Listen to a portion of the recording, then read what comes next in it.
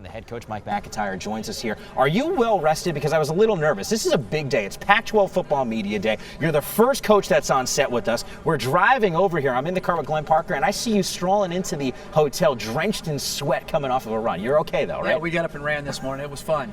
As long as you're well rested here. You know, we were going through some of the results from last season. I know win total. People will focus in on that. You understand why. But I read an interesting quote from you the other day. I was getting ready for the interview. You had said something like, "Hey, my team from San Jose State would have beaten Colorado in year number one. My team last year would have beaten my first year team." Where's the team right now in terms of that continued growth that you're hoping to see? We're making great progress. You know, we were a freshman sophomore team last year. We're a junior sophomore team this year. We have the most junior sophomores since Colorado since in 2001. So we're maturing as a team. We're bigger, we're stronger, which makes a lot of difference. And we got a lot of 20-year-olds and not a lot of teenagers, which I'm excited about. Coach, it seems like your roster, at least defensively, is totally different. I mean, we did a lot of games together last year. I mean, there's the names that no one's going to really know, from Eddie Lopez, Nathaniel Robbins, Jordan Carroll, Afolabi Laguda, Foe. I mean, and a new defensive coordinator. That side of the ball, is it going to be completely different? We will definitely be better. And we played a lot of people last year, and we had a lot of injuries at the end of the season. And, you know, young men like Addison Gillum, who had an unbelievable freshman year, got hurt last year, had bronchitis. He's had a great spring and a great summer. Kenneth Oglebody, who's here today, he played last year at 206 and was our leading tackler. He now weighs 220. He's much stronger, much more physical, so I'm excited. And the new guys we've added are making a big difference, and Jim Levitt's doing a great job. You know, Coach, we talk about you improving year after year, and this year we look to see the Buffs take that next step. Yes. Your 4 F's, the approach toward the game, can you explain that to our Pac-12 fans? Yes, and you can ask any of our players. It's the 4 F's are foundation, family, future, and football. And we've built the foundation, and that's also building these young men to be men of high character. Family is caring about each other. Future is what I call their academics. That is their future. Football only lasts for a little while. You played for a little while. Right. You wish you were still playing. Everybody does, but it ends, and you have to have a future ahead of you besides football. And then football is last. And I think if they build all 3 of those and have their priorities straight, when they come to football, they'll be more successful. They'll be able to. And we truly believe if you build a better person, you also build a better player. And that's how we look at it. Big background on both sides of the ball, but defensively a lot. Yes. Jim Levitt. I mean, you guys must be so excited when you get in that meeting room. I can only imagine what it's like. How has he been received, being a guy with a big pedigree in college and the National Football League? Well, the kids look up to him right when he walked in the room. He brings great passion, great energy, and expertise.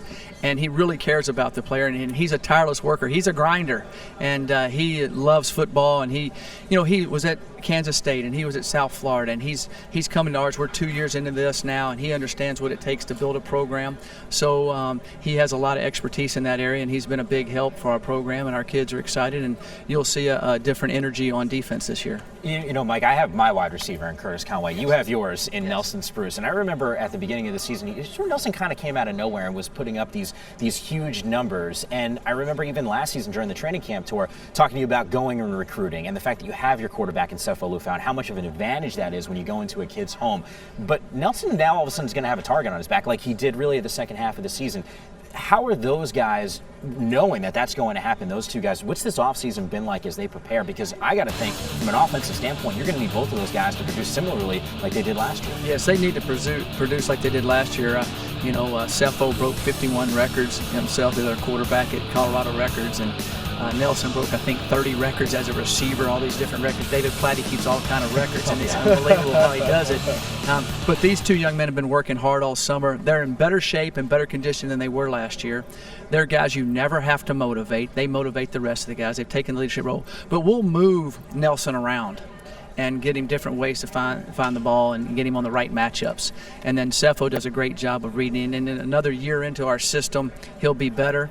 And we also have some other guys. Shea Fields was the leading freshman receiver in the history of Colorado. He's back. He's bigger, stronger. Bryce Bobo is back. And then we've got some good running backs that are back. So in our offensive line is our 2 tackles, Stephon Nimbot and Jeremy Irwin, I think, are excellent players. So we'll just be overall better football team on offense too. Coach Mac, last season we saw Cepho take a huge step in terms of passing the ball more attempts. But with the running game, how much, what percentage of the run game we're going to see this year out of the offense? Well, as y'all have noticed, college football has kind of changed. All of our run plays have a pass play with them too, and that's always debatable, lineman downfield and all that. But that's how it's gone. So Cepho did a great job last year of being able to read that and understand that. I feel like we have a good committee of running backs that can be able to stay healthy. They get beat up a little bit. That's the nature of a running back.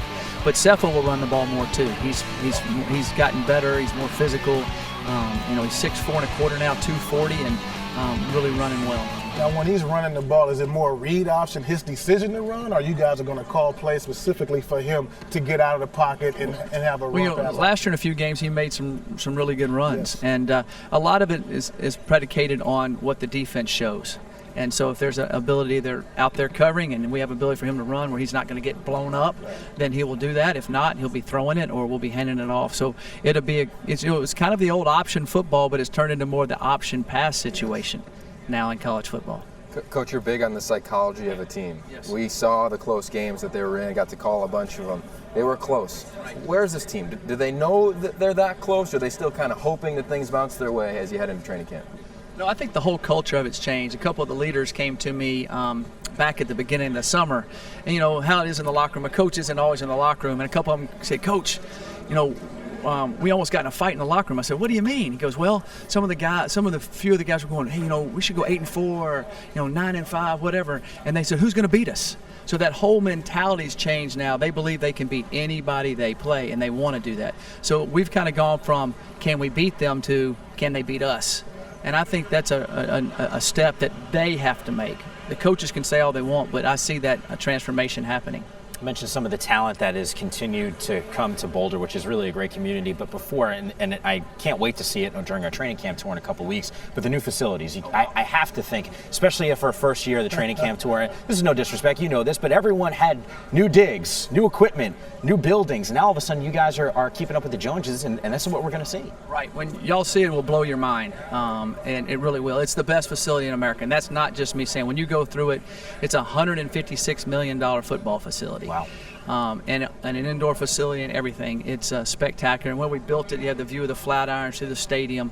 When you see our locker room, it's 16,000 square feet. Yeah. Our players' lounge is the same size as our locker room now. It's over 7,000 square feet. It has a theater, a barber shop. It has everything in it.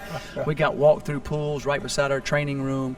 The weight room. It's a fabulous place. It's good to know Curtis can get his haircut when we head to exactly Boulder. right. So Oh, man. in a couple of weeks, and I'm going to need one. Trust me. We are looking forward to seeing, because Boulder really is. And it was your first time, at least on the Love campus it. last year. Love it. And it's easy to fall in love with the community up there. So congratulations on getting those new facilities and bringing some more talent to Boulder. Yeah, we're excited. I think it's transformational for our football program and for our athletic program, because all the other sports are getting new locker rooms and a new weight room also. So it's great for our whole program. Coach, once again, best of luck to you this upcoming season. Thanks for stopping by.